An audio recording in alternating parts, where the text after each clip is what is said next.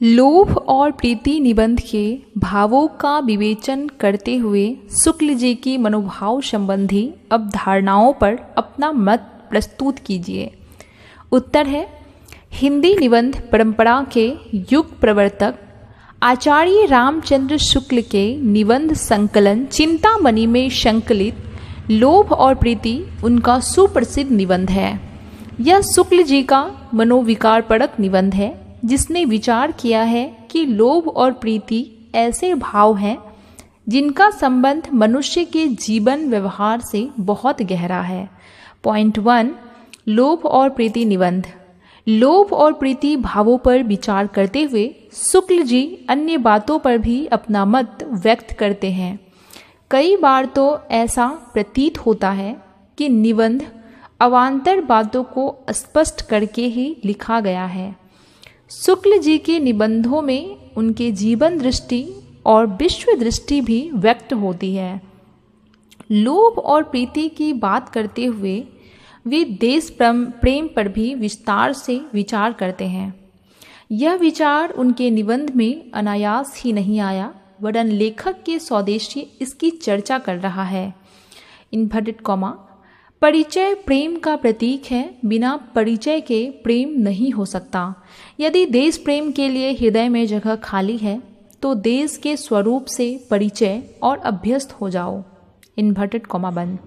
वे लोभ की व्याख्या विभिन्न स्तरों पर करते हैं। इन्वर्टेड कॉमा, धन का जो लोभ मानसिक व्याधि का व्यसन के रूप में होता है, उसका प्रभाव अंतःकरण की शेष वृत्तियों पर यह होता है कि वह अनाभ्यास से कुंठित हो जाती है।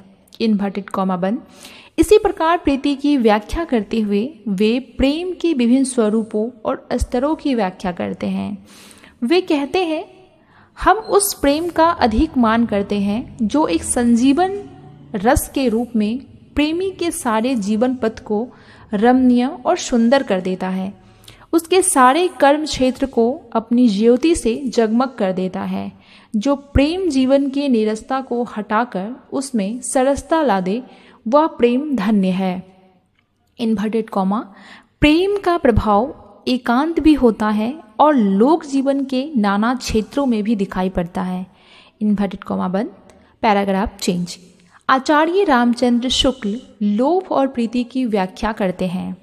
इन्वर्टेड कॉमा, विशिष्ट वस्तु या व्यक्ति के प्रति लोभ होने पर वह साहित्य रूप प्राप्त करता है, जिसे प्रीति या प्रेम कहते हैं। जहाँ लोभ सामान्य या जाति के प्रति होता है, वहाँ यह लोभ ही रहता है, पर जहाँ किसी जाति के एक विशेष व्यक्ति के प्रति होता है, वहाँ यह प्रीति का पद प्राप्त करता है। लोभ सामान्योन्मुख होता है और प्रेम विशेषणोन्मुख। इन्वर्टेड कॉमा बंद। लोभ किस सीमा तक बुनियादी जरूरत है, किस सीमा के बाद लोलुपता में बदल जाता है, दृष्टांत देते हुए सिद्ध करते हैं। लोभ चाहे जिस वस्तु का हो, जब बहुत बढ़ जाता है तब उस वस्तु की प्राप्ति उसके उपभोग से जी नहीं भरता। मनुष्य चाहता है कि वह बार बार मिले या बराबर मिलती रहे। धन का लोभ जब रोग होकर चित्त में घर कर लेता है, तब प्राप्ति पर भी और प्राप्त करने की भी इच्छा जगी रहती है, जिसके कारण मनुष्य सदा आतुर और प्राप्त के आनंद से विमुख रहता है। इन्वर्टेड कॉमा, वस्तु के अभाव की भावना होते ही प्राप्ति की इच्छा प्रबल होती है और लोभ जागता है। दूसरे की वस्तु का लोभ करके लोग उसे लेना चाहते हैं। अपनी वस्तु का लोभ करके लोग उसे देना या नष्ट होने देना चाहते हैं। इन्वर्टेड कॉमा बंद। नेक्स्ट पॉइंट है रामचंद्र शुक्ल की मनोभाव संबंधी अवधारणा। रामचंद्र शुक्ल ने मनोविकारों की स्पष्ट परिभाषाएं व उनके मध्य सुमतल भेदों की चर्चा जो मनोविज्ञान से सुसंगत है। शुक्ल जी अनुभूति और बोध को सहचर मानते हैं। वे भाव और ज्ञान में विरोध नहीं मानते।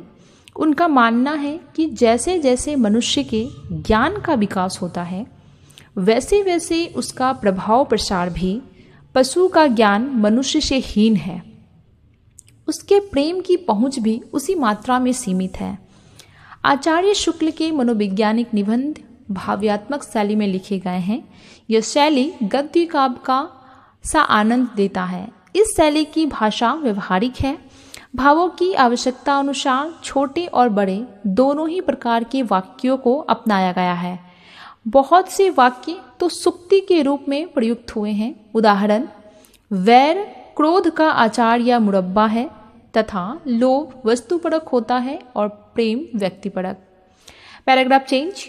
शुक्ल जी के मनोविकार संबंधी निबंध परिणय प्रज्ञा की उपज है। इसमें भावों का मनोवैज्ञानिक रूप से स्पष्ट किया गया है तथा मानव जीवन में उनकी आवश्यकता, मूल्य और महत्व का निर्धारण हुआ है। भावों के अनुरूप ही मनुष्य का आचरण ढलता है। रामचंद्र शुक्ल के मनोभावों के द्वारा जीवन और जगत के प्रति एक सकारात्मक और विवेकपूर्ण दृष्टिकोण विकसित करना चाहते हैं। शुक्ल जी का मानना है कि जीवन और जगत के प्रति हमारे मन में किसी तरह का आकर्षण नहीं होगा तो उसमें स्वदेश के प्रति जो भी प्रेम जागृत नहीं होगा।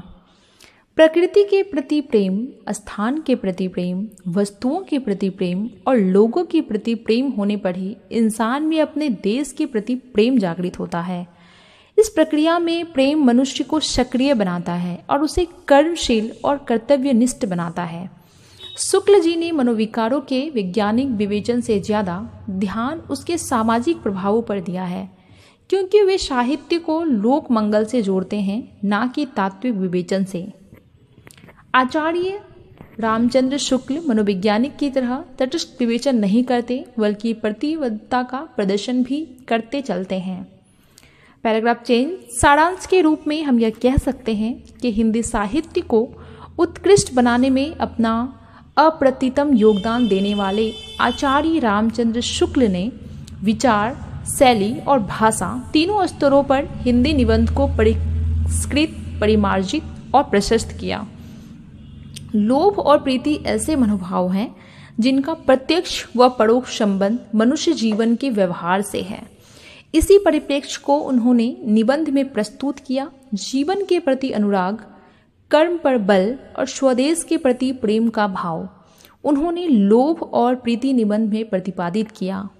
वे अपनी लोक मंगलवादी दृष्टिकोण को समन्वित और वासना विरत निस्वार्थ भाव से किया गया प्रेम को निर्मल एवं विशुद्ध रूप में प्रतिष्ठित करते हैं। रामचंद्र शुक्ल लोभ और प्रीति के भावों का विवेचन करते हुए अपने की मनोभाव संबंधी अवधारणाओं को प्रस्तुत करते चलते हैं। इसी के साथ ही इस प्रश्न का उत्तर यहीं पे समाप्त होता है। मैं आशा करती हूँ कि आपको यह जानकारी अच्छी लगी होगी। अगर यह जानकारी आपको अच्छी लगी हो तो हमें प्रोत्साहित करने के लिए आप चैनल को लाइक, सब्सक्राइब एंड शेयर करें। धन्यवाद।